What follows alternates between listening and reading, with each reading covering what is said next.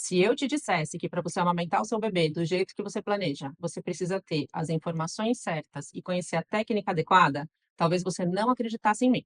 Por isso, eu te trouxe um dado objetivo. A última pesquisa sobre indicadores de aleitamento materno que foi feita no Brasil, em 2019, mostrou que só 45% dos bebês chegam ao sexto mês de vida mamando exclusivamente leite materno. Ou seja, os outros 55% dos bebês enfrentaram alguma situação que os impediu de mamar até o sexto mês só leite materno. Mas vamos falar de uma coisa boa? É perfeitamente possível driblar, evitar a maioria esmagadora dos motivos que provocam essa falha no aleitamento materno, e eu posso te garantir isso. Se você chegou até aqui nesse vídeo, eu posso supor três coisas. A primeira é que você sabe da importância do leite materno para a saúde e para o desenvolvimento de um recém-nascido. A segunda é que você se preocupa com a qualidade da nutrição do seu filho ou filha, mesmo que ele ainda não tenha nascido. E a terceira é que você sabe, ou pelo menos ouviu falar, que aleitamento materno pode não ser tão simples como a gente pode imaginar. Então, deixa eu te fazer uma pergunta. Foi o aleitamento materno que você escolheu para o seu bebê? Você planejou amamentar o seu filho? Se a sua resposta foi sim, então esse vídeo é para você. A partir de agora, eu te pego pela mão e te ajudo a desbravar a trilha para amamentar o seu bebê. Te ajudo a alcançar a nutrição que você escolheu como primeira opção para o seu filho. Eu te ajudo a alcançar o aleitamento materno. Eu vou te mostrar, você vai ver e no final você vai concordar comigo que sem as informações certas é muito fácil a gente se desviar do caminho e perder a trilha do aleitamento materno. É muito fácil a gente acabar se afastando do objetivo e do sonho que é amamentar um bebê. Um dos maiores mitos da maternidade é de que o instinto materno te dá o que você precisa para conseguir amamentar. Quando a gente fala em amamentação, entenda que o instinto ele só te ajuda se ele for acompanhado de informação de qualidade e de técnica, a técnica certa. O mito de que amamentar é 100% instintivo é um dos grandes responsáveis pelos quadros de lesão, de dor, de desmame, que aos montes batem a porta de quem acabou de ter um bebê. Você não precisa fazer parte dessa estatística dos 55% que não conseguiram amamentar exclusivamente até o sexto mês. A promessa desse vídeo, e você pode me cobrar no final, porque eu estou prometendo, é que você vai terminar sabendo identificar, você vai saber reconhecer e, principalmente, vai saber evitar um dos maiores sabotadores do aleitamento materno, da amamentação do seu filho.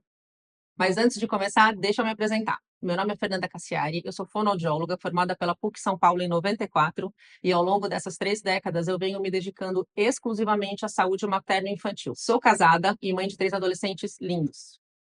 Durante essa jornada eu atendi por mais de 12 anos em UTI neonatal, fiz um treinamento de 280 horas no CHOC, que é o Children's Hospital de Orange County, na Califórnia, atendi mais de 2.000 mães e já fiz mais de 10.000 atendimentos em aleitamento materno.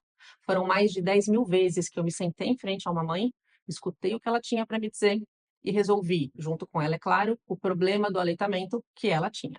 Mas como que essa experiência toda pode te ajudar? É só porque eu sei evitar mais uma dor caso aconteça com você? Não, aí é que tá.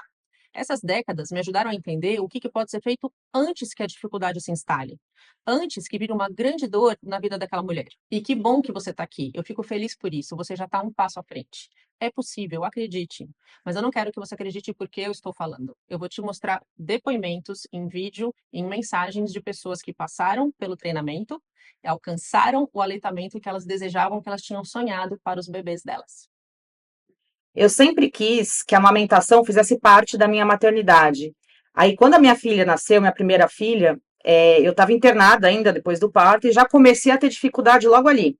Eu sentia dor, sentia desconforto, ela chorava porque não conseguia mamar de forma eficiente. Aí eu conheci a Fernanda, ela me atendeu ainda no hospital e depois ela seguiu na minha casa com algumas visitas até que essa questão da amamentação fosse um processo natural para mim. Porque no começo não é. A gente acha que a gente tem filho, que a gente vai saber como fazer esse manejo, mas não é tão simples assim como a gente imagina. Existe uma técnica, existe um jeito mais adequado. E aí a Fernanda me ensinou tudo isso e com ela aprendi outras coisas também, a ter confiança na minha maternidade. Conforme esse processo foi se estabelecendo, eu consegui ser a mãe que eu estava desejando ser, confiante e entregue à amamentação da minha filha. Olá, meu nome é Tatiana. Conheci a Fê em 2017, quando eu tive minha primeira filha, a Lara. E eu conheci a Fê num momento de muita necessidade, que foram as dificuldades de amamentação, que foram muitas.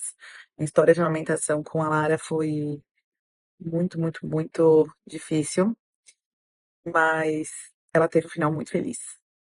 E esse final feliz jamais teria sido alcançado sem a genialidade da Fê. Ela até pede aqui pra gente não falar dela, mas é impossível, porque não adianta você ter toda a técnica, toda a teoria, e você não se associar emocionalmente com essa pessoa, principalmente, né, nesse caso da amamentação, que nós estamos tão fragilizadas, tão perdidas, tão inseguras, com tanta dor, com tanta dificuldade. A gente precisa de uma pessoa que se comporte como uma pessoa nos olhando, não apenas vindo resolver um problema na nossa casa. Ela é muito mais do que técnica. Como eu disse, impossível desassociar a pessoa Fernanda da profissional e das técnicas que ela aplica. Tanto ela como pessoa e tanto o nível de especialidade que ela tem, o nível de sabedoria, o nível de estudo, o nível de prática, tudo.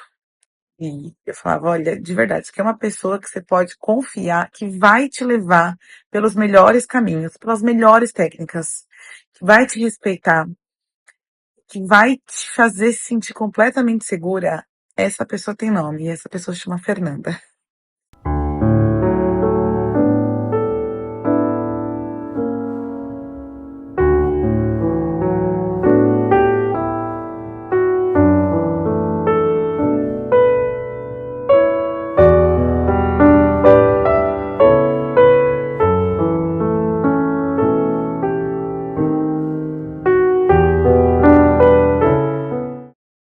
O que eu garanto, e eu vou te entregar aqui, é que você vai sair dessa aula sabendo evitar um dos maiores motivos de fracasso do aleitamento materno.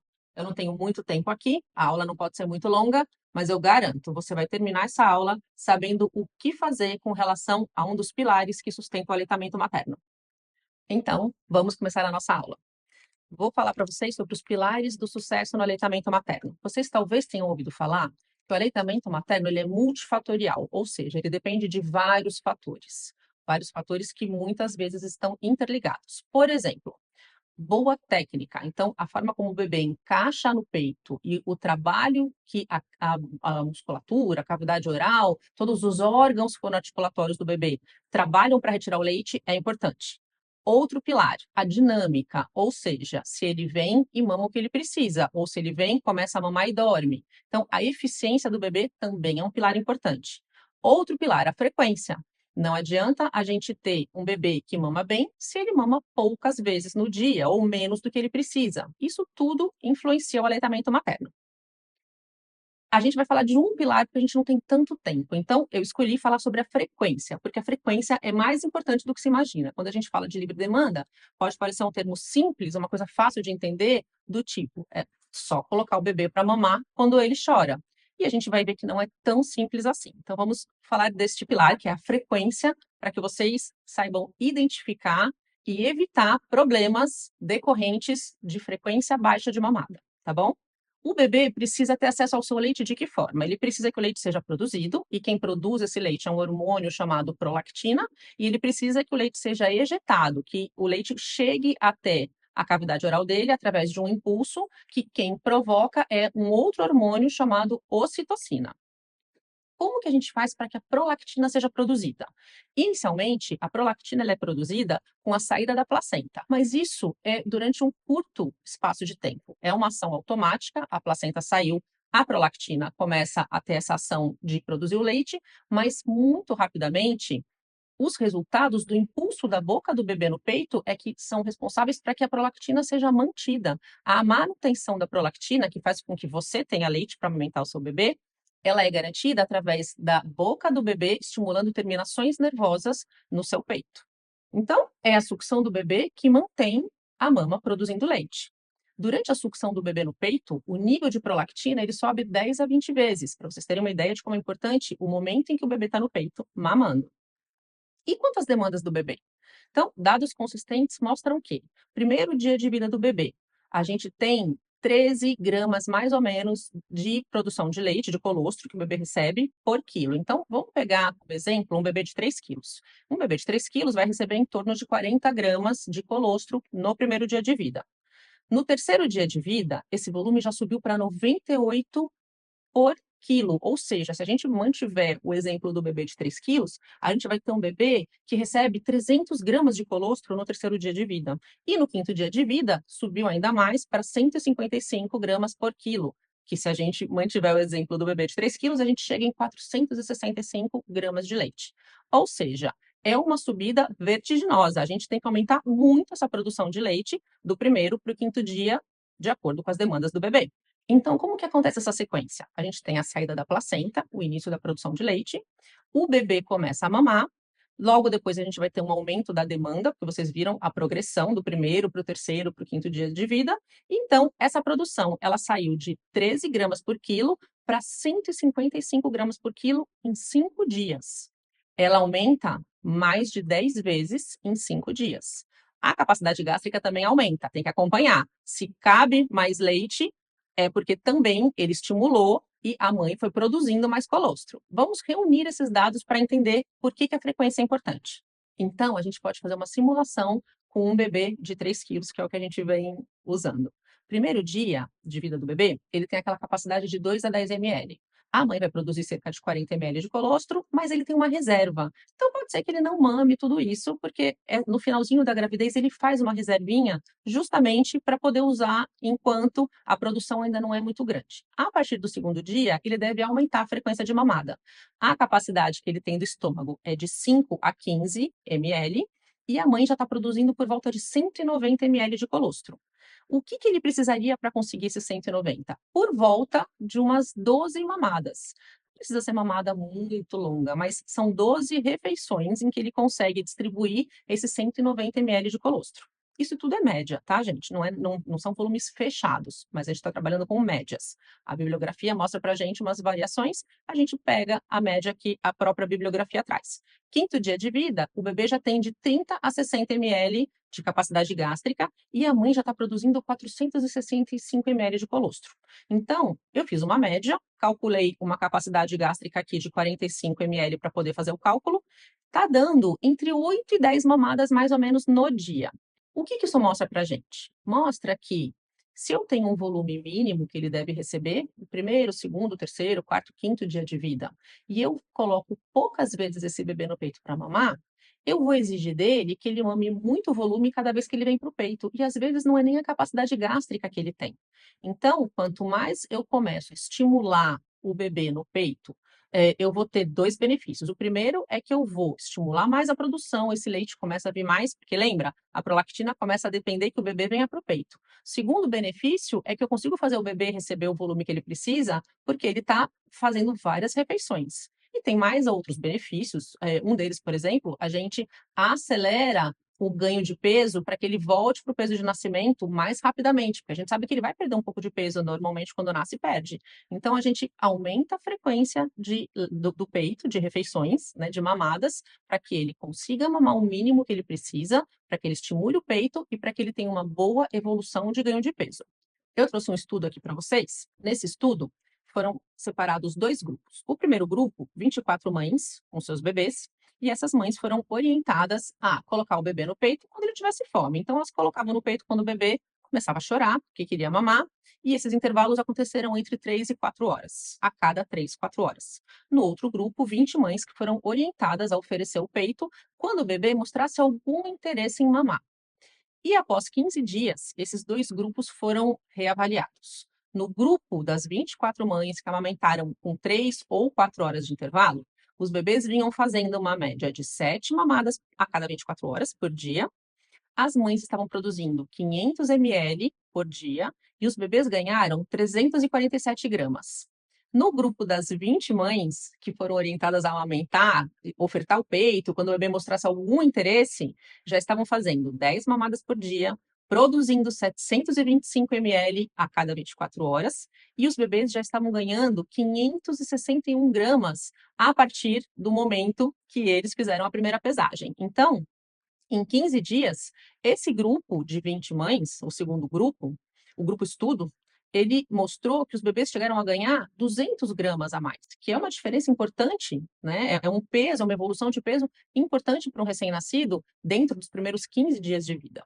Outros dados que eu trouxe, que são importantes para vocês conhecerem e para complementar essa aula, e para vocês entenderem também, para ajudar no raciocínio na hora de entender se a gente coloca o bebê no peito ou não para mamar.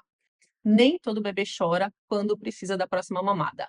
Tem bebê que é muito bonzinho, que se você deixar, ele dorme, porque é muito comum a gente ouvir assim: se está dormindo é porque está alimentado, se está dormindo é porque mamou, se está dormindo é porque não precisa mamar agora, e às vezes não é assim o que acontece na verdade. Tem bebê que, se você não põe para mamar, ele, por mais que ele precise de uma nova refeição, ele precise de uma ingesta, ele continua dormindo. Então tem bebê que não acorda para mamar, mesmo que precise mamar. Outro dado importante é que alguns sinais mostram que é hora de mamar novamente antes que o choro chegue, né? Antes que ele chegue a chorar. Então, por exemplo, o bebê que vai ficando mais agitado, começa a se mexer mais, aumenta a movimentação, começa a fazer uns barulhinhos, começa a fazer uns ruídos, dá uma resmungada, começa a mostrar reflexo de procura, então ele encosta em algum lugar, ele já abre a boca como se ele fosse mamar, procurando o peito, começa a sugar a mão, o punho. E outro dado importante é que alguns bebês, se você, durante essa movimentação, esses sinais de que já é hora de mamar de novo, você não coloca para mamar, muitos deles voltam a dormir profundamente e perdem um horário de mamada, uma refeição, que no final do dia pode fazer alguma diferença quando a gente vai somar o volume que ele precisa de leite, de colostro, para compor as necessidades básicas daquele bebê. Então, qual que é o ciclo que a gente deve evitar? O que pode acontecer com bebês que mamam menos do que eles deveriam? Eles começam então a fazer poucas mamadas. E nessas poucas mamadas, eles estimulam menos o peito, estimulam um pouco o peito. Aí o outro impacto é, por ter sido pouco estimulado, a mama produz menos leite. E aí o bebê vai fazer uma ingesta abaixo do necessário, porque o peito já não está produzindo tudo que ele precisa. E quando a gente vai pesar esse bebê, depois de uma semana, após a alta, consultório do pediatra, 2 semanas, esse bebê não ganhou o peso que ele precisava. As recomendações, então, são: não tente esticar os intervalos para alcançar padrões pré-determinados. Tem gente que fala: eu vou tentar ver se ele chega em até 3 horas de intervalo entre uma mamada e outra, porque eu consigo fazer uma rotina de 3 em 3 horas. Esse comecinho da vida do bebê, principalmente, vejam, ele está aumentando muito a necessidade. Ele foi de 13 ml por quilo para 155 em 5 dias, do primeiro para o quinto dia. Então, a gente precisa deixar com que ele venha para o peito e ele estimule e ele tire o que ele precisa, porque ele está aumentando a capacidade gástrica também. O estômago está aumentando e a necessidade de leite também. Quando a gente coloca horário rígido, horário fixo, a gente atrapalha essa evolução fisiológica e essa comunicação entre a necessidade do bebê e o organismo da mãe. Segunda recomendação: não fixe horários para as mamadas. Fixar horário, tanto tentar aumentar o intervalo quanto fixar horário, pode ser muito prejudicial. Terceira recomendação: não adote o choro como sinal único para você iniciar uma nova mamada. Às vezes a neném está se mexendo e os pais falam: ah, mas ele ainda não chorou. Muitas vezes esse sinal que ele está dando, esse aumento de atividade, ele se mexer, já é o sinal de que ele está pronto para uma nova mamada. Outra dica, outra recomendação é que vocês podem adotar o parâmetro de sempre amamentar a partir de 8 refeições a cada 24 horas. Então, evitem fazer menos do que 8, porque vai ficando difícil fechar a conta de tudo que o bebê precisa se você reduz muito o número de refeições. A partir de 8 é o número mais seguro. Pode mamar 8, 9, 10, 12. Esse começo de vida, isso é comum, é normal. Não significa que o bebê está passando fome ou que você não tem leite. Significa que ele está fazendo o trabalho dele de ir para o peito, estimular a produção, mamar o que tem, e o leite materno, o colostro, ele é de alta digestibilidade, ele digere rápido. Então, logo depois, às vezes 1 hora, 2 horas, no máximo 3 horas, já é hora dele mamar de novo. Cuide de você. É importante para você conseguir cuidar do bebê, e é um momento, né, uma fase de bastante entrega, de bastante demanda. Você precisa estar bem alimentada, precisa de muita hidratação e precisa de sono e descanso. É muito importante cuidar da mãe, para que a mãe esteja bem para poder cuidar do bebê.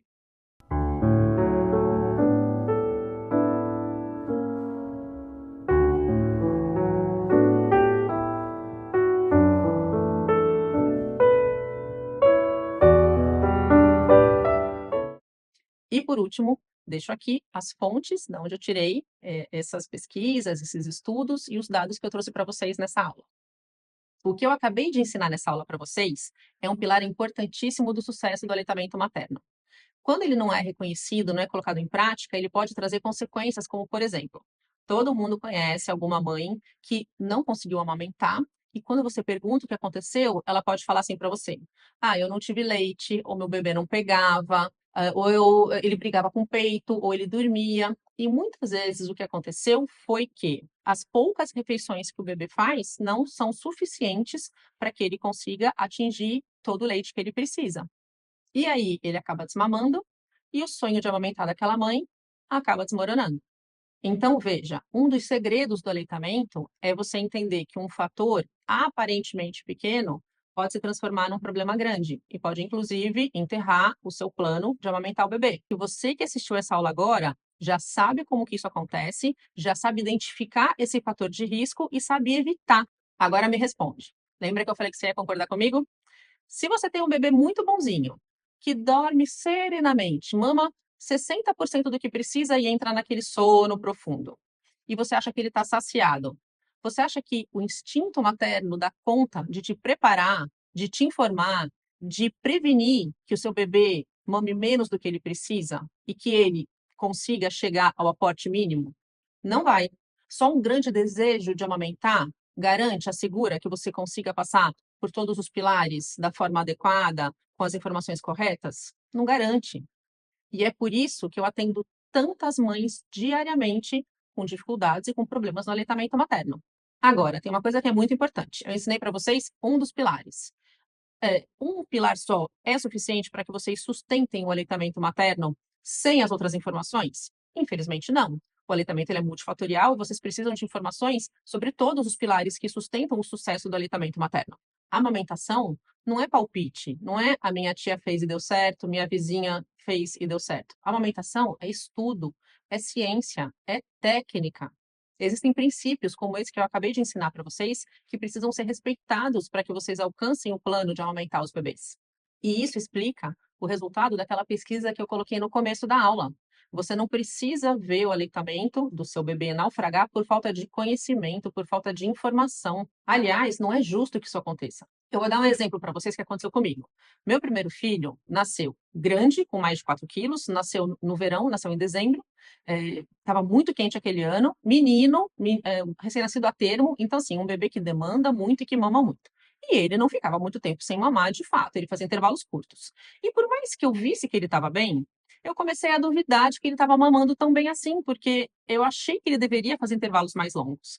E eu lembro que eu liguei para um amigo meu, consultor em aleitamento materno, pediatra, e falei para ele: Eu tô estranhando, acho que tem alguma coisa errada com a mamada do Matheus, com a alimentação dele, porque ele não fica muito tempo sem mamar. Eu não consigo fazer nem 2 horas e meia de intervalo. Ele tá mamando a cada 2 horas. E esse amigo meu, eu lembro que ele falava assim para mim: Fernanda, eu não tô acreditando que eu tô ouvindo isso de você. É você que tá falando? Como assim você acha que ele não tá mamando bem? É claro que ele não vai conseguir ficar muito tempo sem mamar. Ele é grande, ele precisa de leite.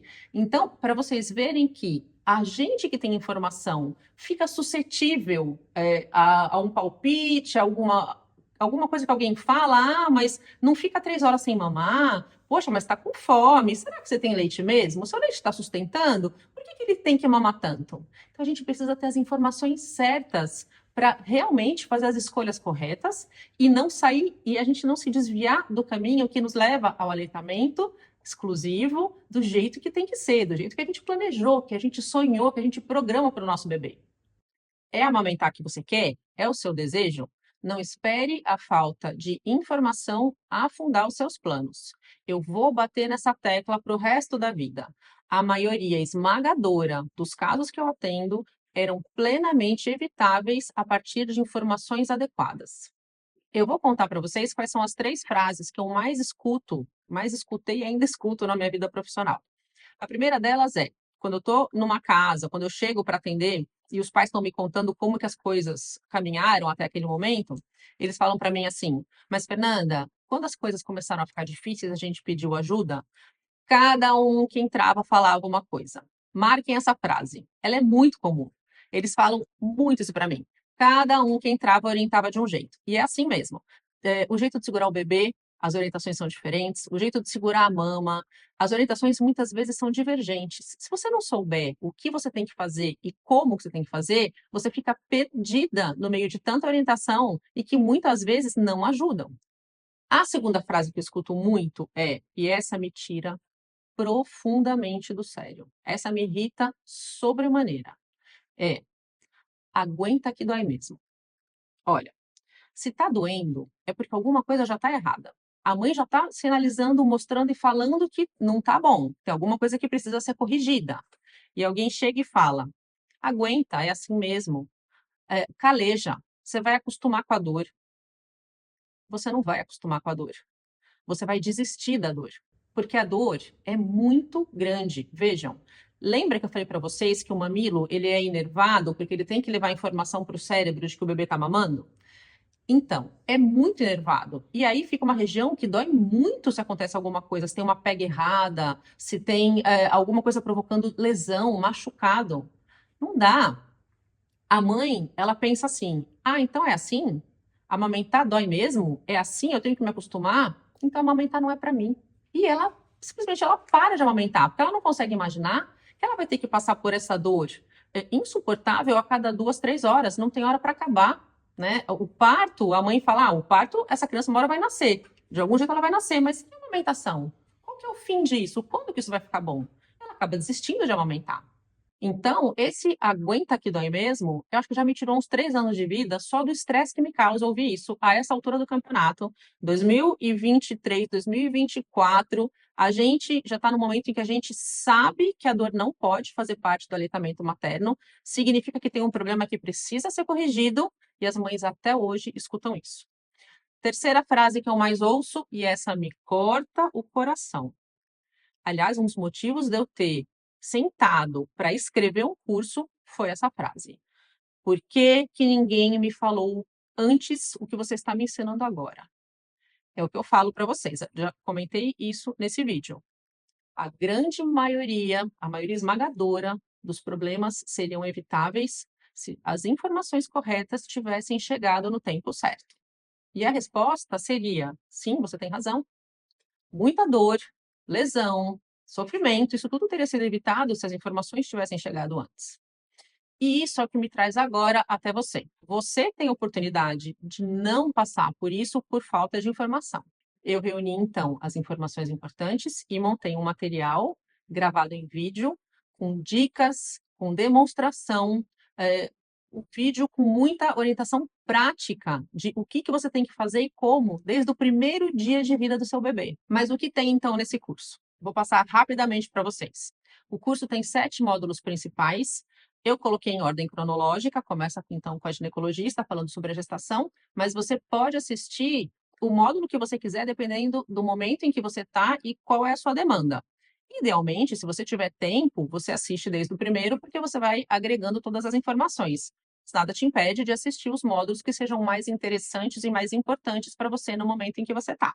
O primeiro módulo, então, é ministrado pela doutora Miriam Caramello, e ela vai falar sobre o último trimestre da gestação, vai falar sobre mudanças no corpo da mãe, vai falar sobre suplementação, vai falar sobre o puerpério, fala um pouquinho sobre o parto. Mas, Fernanda, por que que tem uma GO falando de aleitamento? O que que tem a ver? Tem muito a ver. A gente cuida do aleitamento cuidando da mãe.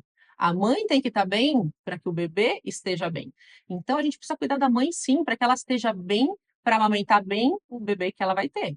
O segundo módulo é do Dr. Ricardo Coutinho, que é um pediatra, neonatologista ultra experiente, e ele vai falar desde a consulta com o pediatra no pré-natal, por volta da 32ª semana de gestação, para que serve essa consulta, e não é só para você ver se você gostou, é para você realmente usar para se informar e para tirar o melhor proveito possível dessa consulta. Ele vai falar sobre isso, e eu falo um pouco sobre isso também no meu módulo.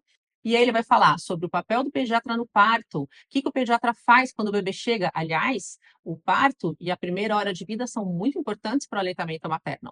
E aí ele fala sobre tudo o que acontece com o bebê durante a internação. Quais são os exames, quais são os testes que são feitos, para que serve cada um deles. Ele fala sobre o primeiro banho do bebê, quando dá e por que dá o banho no momento em que ele sugere.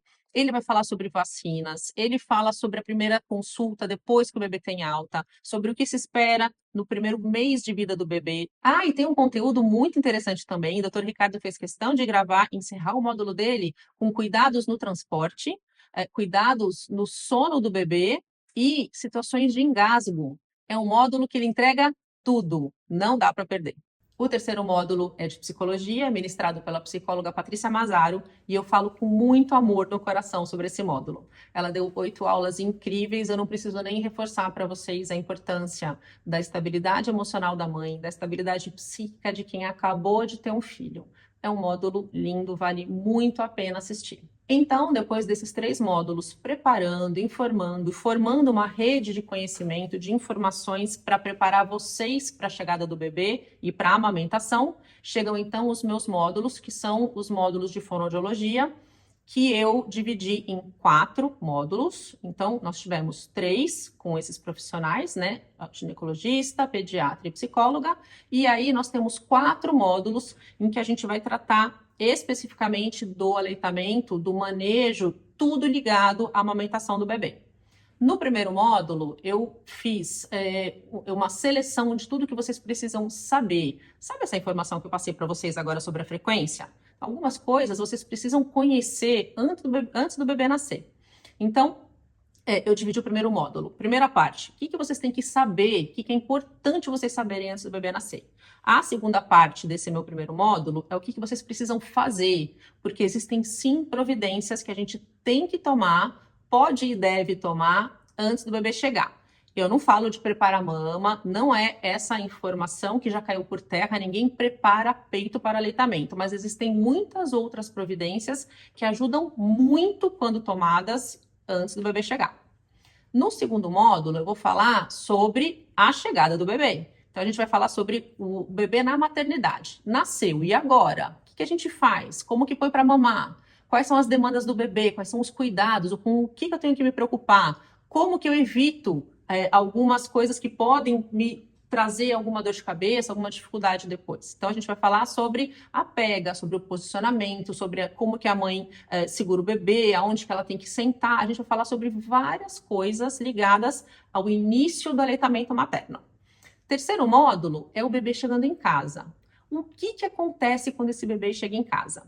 Vocês lembram da mudança da demanda e da capacidade gástrica do primeiro dia do bebê para o terceiro dia do bebê? O terceiro dia é quando vocês recebem alta. Quem é esse bebê que vocês levaram para casa? O que vai acontecer quando vocês chegaram? Como que é o comportamento? O que a gente pode esperar do bebê a partir da chegada em casa? Então, tem um módulo inteiro falando sobre isso. Como que a gente lida com os desafios de chegar com esse bebê em casa?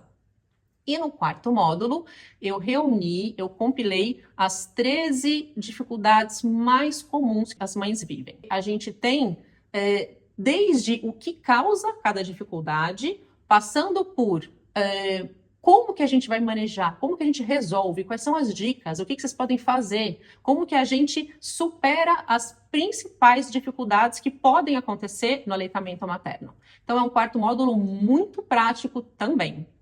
Todos esses módulos, segundo módulo, o terceiro, o quarto, né, que a gente está falando da chegada do bebê, são módulos que eu demonstro com o material que vocês vão usar, que vocês vão ter em casa, que vocês vão eventualmente precisar. Mostro com boneco, mostro quais são os utensílios, o que a gente usa na amamentação, como que a gente potencializa a amamentação usando os recursos, a tecnologia que existem hoje e estão ao nosso alcance.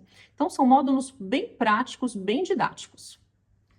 Eu acho que já deu para perceber que é o curso. Mas acabou, Fernanda? Não. A gente ainda separou 3 bônus para vocês. Tem um bônus que é uma aula com a enfermeira, com a Viviane, que é enfermeira especializada em neonatologia e ela é muito experiente. Ela vem contar para vocês e trazer para vocês como que é a higiene do bebê. Como que funciona o banho, troca de fralda, limpeza de coto. Porque eu vou falar uma coisa, para quem ainda não teve filho, eu vou contar um segredo. Vocês vão receber, eventualmente, orientação de como que dá banho na maternidade. Mas é um momento em que a gente tem tanta coisa na cabeça, são tantas emoções e tanta coisa acontecendo, que muitas vezes a gente chega em casa e na hora que vai reproduzir o que a enfermeira ensinou, a gente fala, gente, mas como é que ela falou que era? O que ela falou primeiro? A gente não lembra de tudo muitas vezes. Então, vai estar gravado. Vocês podem consultar a hora que vocês quiserem a aula com a enfermeira. Outro módulo que a gente deixou para bônus é o módulo com a nutricionista. Gente, nutricionista não podia ficar de fora desse curso. A nutricionista, ela é a Cristiane Vorpostel, ela é especializada em nutrição de gestantes puérperas ela é uma nutricionista funcional. Ela vai falar toda a parte de suplementação, ela vai desfazer mitos. Tem coisa que a mãe come que dá cólica no nenê? Não tem. Tem coisa que a mãe come que pode aumentar ou diminuir a produção de leite. A mãe pode amamentar estando grávida? A mãe pode amamentar 2 filhos ao mesmo tempo? Ela vai falar sobre tudo isso para vocês. E o terceiro bônus, eu que gravei, dando dicas sobre contratação de babás. É um assunto que, para quem vai contratar babá, eu acho que pode ajudar bastante, porque tem dicas bem específicas de como que a gente procura, seleciona em função da característica do trabalho que a gente quer que ela faça em casa. E para quem é esse curso? Este curso ajuda muito as mães que ou estão com um bebê pequeno e já estão vivendo dificuldades no aleitamento e querem buscar soluções, ou gestantes, primeiro filho, ou ainda que não seja primeiro filho, mas gestantes que não tiveram boas experiências em puerpérios pregressos. Tem muita mãe que me procura e fala assim: Fernanda, eu não quero passar o que eu passei com meu primeiro filho. Eu não quero viver de novo aquilo. Eu quero começar de outro jeito. Eu não quero repetir os mesmos erros. Então, gestantes, tanto as que nunca tiveram filho, quanto as que já tiveram, mas vivenciaram dificuldades, vão se beneficiar desse curso também. E para quem não é esse curso, isso é importante. Primeiro público, pessoas interessadas em formação para consultoria de aleitamento materno. Então, profissionais que querem se formar, que querem buscar o título, uma formação em consultores de aleitamento materno, não deveriam fazer esse curso com este objetivo. Por quê? Não é um curso técnico, aprofundado, como se eu estivesse falando para consultores. Eu já dei curso para consultores, já fui professora em curso de formação de novos consultores, mas o material é diferente, a didática é diferente, o conteúdo é tudo diferente. Então, não é um curso para formação de novos consultores. Segundo público, mães vivendo desafios com crianças maiores. Desmame, introdução alimentar, eu não falo sobre isso. Eu falo nesse curso sobre estabelecer o aleitamento materno. Todas essas questões ligadas essas fases posteriores não são abordadas no curso, não é esse o objetivo. Eu brinco, as mães me procuram, às vezes falam: Fernanda, meu bebê mamou, tá mamando até agora, você lembra de mim? Agora está na fase do desmame. Você me ajuda? Você tem orientação? Você tem dica? Eu falo: sinto muito. Eu só sei fazer os bebês se apaixonarem pelo peito. Desapaixonar ou desenvolver novas paixões não é comigo. Não é meu objetivo de estudo e eu não trato disso nesse curso. Terceiro público para o qual este curso não é destinado são as pessoas que querem 100% de garantia de que não vão ter nenhuma dificuldade, nenhum desafio para enfrentar no aleitamento materno. Aliás, eu desconfio de algum método que possa garantir, que possa prometer isso para vocês. Algumas situações são específicas, pedem abordagem específicas. O que eu trago nesse curso são as principais dificuldades, como evitá-las e como superá-las. Mas não existe, do meu ponto de vista, um método capaz de assegurar isso para quem quer que seja. Agora, se você quer se instrumentalizar, se preparar, proteger a amamentação do seu bebê, aí esse curso é para você. Não espere o seu bebê nascer ou alguma coisa começar a desandar para você perceber que o seu aleitamento ou está em risco ou já foi comprometido. Não vale a pena arriscar. Nem você, nem o seu bebê merecem isso. Ah, Fernanda, mas e se eu não gostar? E se eu compro o curso e não gosto do curso? Então, deixa eu te falar, você tem, por lei, garantido 7 dias para cancelar e eu devolvo o seu dinheiro 100%. Você não precisa me explicar, me contar, me falar nada. Você só me manda um e-mail e o dinheiro automaticamente volta para você. E o que eu estou te entregando nesse curso? Então, se a gente fosse pensar, todo o conteúdo que você vai ter, que você teria dentro de uma consulta de pré-natal com pediatra, por exemplo, vou tomar por base preços aqui de São Paulo em torno de R$700. O conteúdo que você teria numa consulta ou com a nutricionista ou com a ginecologista, com a obstetra, falando sobre os pilares da vida saudável, falando sobre nutrição, suplementação, todos os cuidados que você tem que tomar. Vou escolher uma consulta só, não vou pôr as duas na conta, mas uma consulta em torno de R$700. E ainda tem o equivalente a pelo menos 4 consultas fonoaudiológicas, porque são 12 horas de conteúdo de fono, explicando e falando tudo sobre o aleitamento materno. Todo esse material faz com que esse curso tenha um valor, um alto valor agregado de pelo menos R$3.200.